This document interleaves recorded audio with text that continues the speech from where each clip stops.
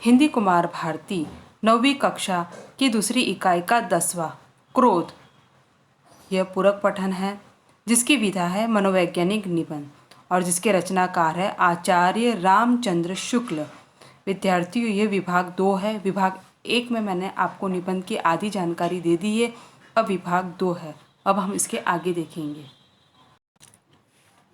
विद्यार्थी, विभाग 1 में मैंने आपको यहाँ तक के पढ़ा है। अब विभाग 2 में आपको यहाँ से पढ़ा रही हूँ।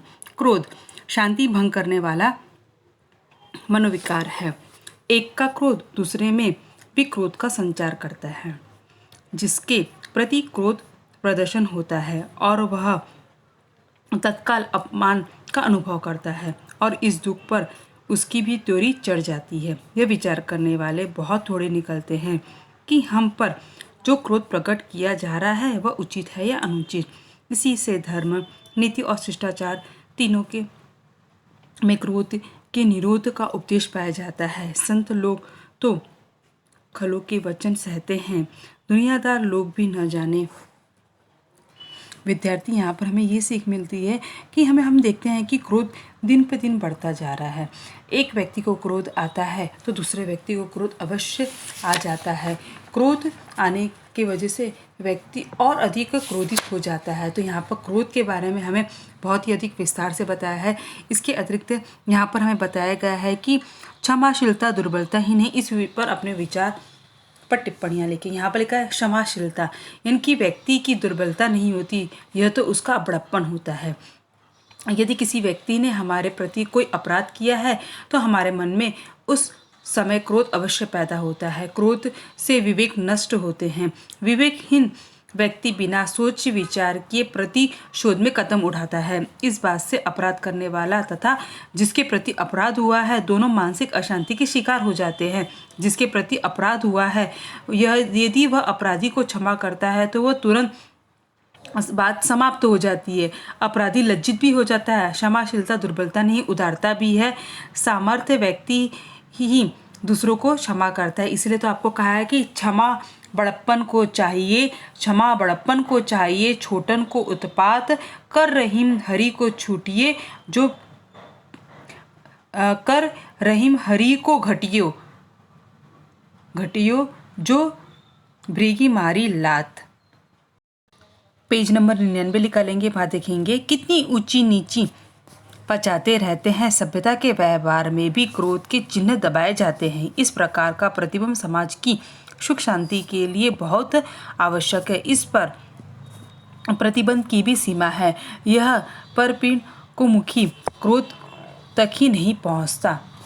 क्रोध के प्रेरक को 2 प्रकार के दुख हो सकते हैं, अपना दुख और पराया दुख।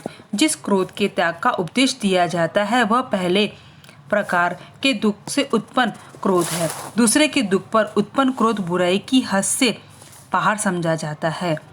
क्रोधजनक दुख कितना भी अपने संपर्क से दूर होगा उतना ही लोग में क्रोध का स्वरूप सुंदर और मनोहर दिखाई देगा। क्रोधजनक का अर्थ होता है कि क्रोध को बढ़ाने वाला। दुख से आगे बढ़ने पर भी कुछ दूर तक क्रोध का कारण थोड़ा बहुत अपना ही दुख कहा जा सकता है, जैसे अपने या आत्मीज परिजन का दुख, इष्ट मित्र का दुख। इसके आगे भी जहाँ तक दुख की भावना के साथ कुछ ऐसी विशेषता लगी रहेगी, कष्ट पहुँचाया जा सकता है, वह हमारे गांव पूरे देश का रहने वाला है।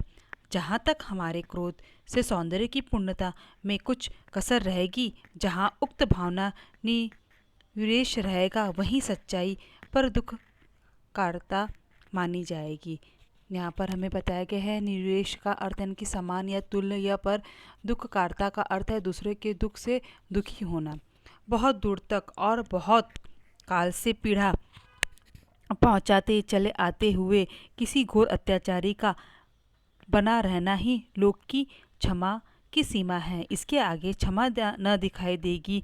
नैराश्य, कायरता और शिथिलता की छाई दिखाई पड़ेगी। ऐसी गहरी आदमी की छाया के बीच आशा, उत्साह और तत्परता की प्रभा जिस क्रोध अग्नि के साथ फूटती दिखाई पड़ेगी, उसके सौंदर्य का अनुभव सारा लोग करेगा। वैर क्रोध का प्रचार्य मुरब्बा है, जिसे हमें दुख पहुंचाया है उस पर यदि हमने क्रोध किया है और यह क्रोध हमारे हृदय में बहुत दिन तक के टिका रहा तो वह वैर कहलाता है। इस स्थायी रूप में टिके जाने के कारण क्रोध का वेग और उग्रता तो धीमी पड़ जाती है, पर लक्ष्य को पीड़ित करने की प्रेरणा बराबर बहुत काल तक हुआ करती है। क्रोध अपना बचाव करते हुए शत्रु को पीड़ित करने की युक्ति आदि सोचने का समय प्राय नहीं देता, पर वैर उसके लिए बहुत समय देता है। पूछिए तो क्रोध और वैर का भेद केवल कालकृत है। दुख पहुंचाने के साथ ही दुखदाता को पीड़ित करने की प्रेरणा करने वाला मनोविकार क्रोध और काल बीत जाने तक प्रेरणा करने वाला भाव वैर है। किसी ने आपको गाली दी, यदि आपने उसी समय उसे मार दिया तो आपने क्रोध किया। मान लीजिए कि वह गाली देकर भाग गया और 2 महीने के बाद आपको कहीं मिला। अब यदि आपने उससे बिना फिर गाली सुने मिलने के साथ ही उसे मार दिया तो यह आपका वैर निकलेगा। इस विवरण से स्पष्ट हुआ है कि वैर उन्हीं प्राणियों में होता है जिसमें विद्यार्थी यहाँ पर आपको दिया है मौलिक सज्जन में मन वाणी व्यवहारों में संयम ये मानवता के सोपान है। इस पर अपने विचार व्यक्त कीजिए। यहाँ पर दिया है व्यक्ति को अपने मन पर नियंत्रण रखना चाहिए। मन एक घोड़ा है जो व्यक्ति को एक पल में कहाँ से कहाँ पहुँचा देता है। मन को यदि छूट दे दी जाए तो वह व्यक्ति का पतन होने में विलंब नहीं करता। इसलिए व्यक्ति को अपने मन पर संयम रखना चाहिए। मधुर वचन तो मानो वंशीकरण मंत्र के समान है। इसके कारण सामने वाला व्यक्ति सहज में वंश में हो जाता है। कटु वचन तो तीर के समान है। तलवार का घाव तो भर सकता है, पर बात से जो चोट पहुंचती है उसका घाव नहीं भर पाता। मनुष्य को चाहिए कि वह नाप तोल कर बोले। व्यक्ति को अपने व्यवहार पर नियंत्रण रखना चाहिए। यदि कोई व्यक्ति मर्यादा विहीन व्यवहार करता है तो समाज में वह निंदा का पात्र बन जाता है। इसलिए हमें जो भी बोलना चाहिए हमें सोच समझकर और विचार करके सामने वाले से हमें व्यवहार करना चाहिए। यदि हम अपने मन वाणी और व्यवहार पर संयम रखेंगे तो हम एक मानव और सच्चे मानव बन सकेंगे। उसी तरह से यहाँ पर दिया है कि अपने परिवेश में जो हास्य क्लब चलाया जाता है। हास्य यानी पता है कि हंसना क्लब, ऐसी एक संस्था बनाई जाती है जहाँ पर हास्य क्लब होती है और लोगों को खुश रखा जाता है। जैसे कि हमारे परिवेश में प्रबुद्ध लोगों ने जो हास्य क्लब बनाया है उसमें पुरुष, महिला, युवक और वृद्ध सभी आते हैं। मनुष्य अपने जीवन में तरह तरह की परेशानियों से जूझता रहता है। उसे निताज दिलाने के लिए हास्य क्लब बनाया जाता है जहाँ अपने दुख को दूर करने के लिए वे हंसते हैं। यहाँ पहुँचकर लोग दिल खोलकर हंसते हैं और थोड़ी देर में सभी दुख जो रहते हैं वह भूल जाते हैं। मानव जीवन में हंसी का अपना स्थान है। मेरी तो सलाह है कि जगह जगह पर ऐसे हास्य क्लब बनाए जाने चाहिए जिससे सभी के जो क्रोधित दिमाग है वो क्या हो जाए, शांत हो जाए। आगे कहते हैं कि धारण अथवा भाव में संचय की शक्ति होती है। पशु और बच्चे किसी भी से वैर नहीं मानते। चूहे और बिल्ली के संबंध का वैर नाम अलंकारिक है। बच्चों आदमी का न आम न अंगूर से कुछ वैर है, न भेड़ और बकरी से। पशु और बच्चे दोनों क्रोध करते हैं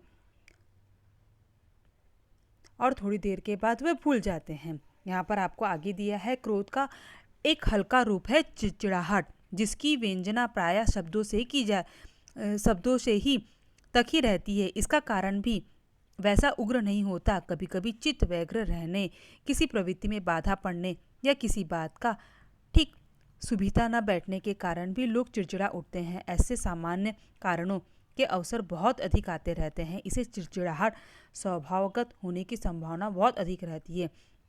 किसी मत, संपदा या संस्था के भीतर निरूपित आदर्शों पर भी अन्य दृष्टि रखने वाले बाहर की दुनिया देख देख कर अपने जीवन पर चिड़चिड़ाते चले जाते हैं। जिधर निकलते हैं रास्ते भर मुंह बिगड़ा रहता है। चिड़चिड़ाहट का एक प्रकार ही मानसिक दुर्बलता है। इसी से रोगियों और बूढ़ों में अधिक पाई जाती है।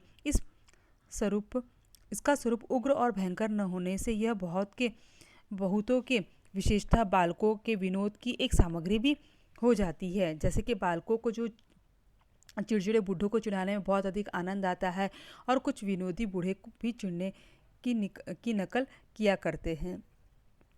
आप लोगों के परिसर में, आपके घर में भी कुछ ऐसा रहता है जो चिढ़ता है, उसको आपको चिढ़ाने में बहुत अधिक आनंद आता है। यहाँ पर बताया गया है। उसके बाद यहाँ पर इसी के आधार पर प्रश्न पूछा गया, कृति करो चिड़चिड़ाहट के कारण कौन कौन से। तो आपको चिड़चिड़ाहट के कारण यहाँ पर आपको लिखना पड़ेगा। चिड़चिड़ाहट के कारण क्या है? चित्त व्यग्र में रहने के कारण या किसी प्रवृत्ति के बाधा पड़ने का कारण। ये प्रश्न पूछा गया है कि क्रोध का एक हल्का रूप कौन सा है। तो यहाँ पर लिखोगे चिड़चिड़ाहट। बच्चों को इन्हें चिढ़ाने में आनंद आता तो क्या लिखेंगे? तो यहाँ पर क्या लिखोगे? चिड़चिड़े बुड्ढों को चिढ़ाने में बच्चों को बहुत अधिक मजा आती है। शब्द संसार में दिया है, यहाँ कठिन शब्द के अर्थ दिए, क्रोध का, गर्जन का, ये आपको देखना है और अपनी नोटबुक में लिखना है। उसी तरह यहाँ पर दिया गया सूचना के अनुसार कृति करो। यहाँ पर लिखा है, पहला दिया है क्रोध के प्रश्न सूचना के अनुसार कृति में पहला दिया है क्रोध के प्रेरक प्रकार। अब यहाँ पर क्रोध के प्रेरक प्रकार कौन से हैं? दो। तो यहाँ पर हमें क्रोध के प्रेरक प्रकार यहाँ पर लिखेंगे अपना दुख और यहाँ पर हम लिखेंगे पराया दुख। योग्य इसके प्रेरक प्रकार। अब यहाँ पर दिया गया है क्रोध के रूप। अब क्रोध के रूप हमें यहाँ पर लिखना है, तो इस तरह से इस बॉक्स में हम लिखेंगे कि यहाँ पहले लिखेंगे प्रतिकार स्वरूप का क्रोध, लोक कल्याण के लिए क्रोध, वैर, चिड़चिड़ापन या परपिंड को मुखी क्रोध। इस तरह से हम क्या लिखेंगे कि क्रोध के रूप लिखेंगे। अब यहाँ पर आपको दिया गया है क्रोध मनुष्य का मानसिक स्वास्थ्य बिगाड़ता है। किस तरह से बिगाड़ता है? जैसे कि यद्यपि सामाजिक जीवन में क्रोध आवश्यक है, तथापि यह एक प्रकार का मनोविज्ञान है और समय समय पर यह विभिन्न स्वरूपों में प्रकट होता है। व्यक्ति में उत्पन्न क्रोध जब उग्र रूप ले लेता है तो वह तरह तरह की स्वास्थ्यगत समस्या पैदा करता है। क्रोध मनुष्य की शांति भंग करने वाला एक मनोविकार है। एक व्यक्ति का क्रोध दूसरे व्यक्ति में भी क्रोध का कारण बनता है। परिणाम स्वरूप दूसरा व्यक्ति भी मनोविकारग्रस्त हो जाता है। क्रोध के परिणाम स्वरूप व्यक्ति में वैर का भाव पैदा होता है। यह भी व्यक्ति में मनोविकार का कारण बनता है। क्रोध के कारण व्यक्ति में चिड़चिड़ापन पैदा हो जाता है। अतिशय क्रोध के कारण व्यक्ति में रक्तचाप की बीमारी बड़ी तेजी से बढ़ती है, इसलिए हमें क्रोध में नियंत्रण रखना चाहिए। इस प्रकार यह बिल्कुल सही है कि क्रोध मनुष्य का स्वास्थ्य बिगाड़ता है। तो यहाँ पर हमें इस तरह से लिखना है। और इस पाठ के माध्यम से आपके क्या समझा है? तो यहाँ पर आपको लिखना है, पाठ के आंगर में लिखा है चरित्र समृद्धि बनाने के लिए जिन गुणों की आवश्यकता है उसकी सूची बनाओ। तो आप इसकी सूची किस तरह से बना सकते हैं? इसमें हम बनाएंगे कि चरित्र सूची जैसे कि स्वच्छता, सत्यवादिता, परोपकारिता, सौहार्द, बंधुता, संतुष्टि, अहिंसा, ये सब की सूची है। इनकी जिस व्यक्ति में ये गुण होंगे वह व्यक्ति परहित, परिश्रमी, कर्तव्यनिष्ठ जैसे गुणों से युक्त हो, मानवता की दृष्टि निश्चय ही वह उच्च होगा। तो यहाँ पर हम इसके बारे में इस तरह से सूची बना सकते हैं। यहाँ पर आपको अंत में लिखना है कि आपने क्या समझा। इसके अंतर्गत जो पूछे गए प्रश्न उत्तर वो आपको करना है।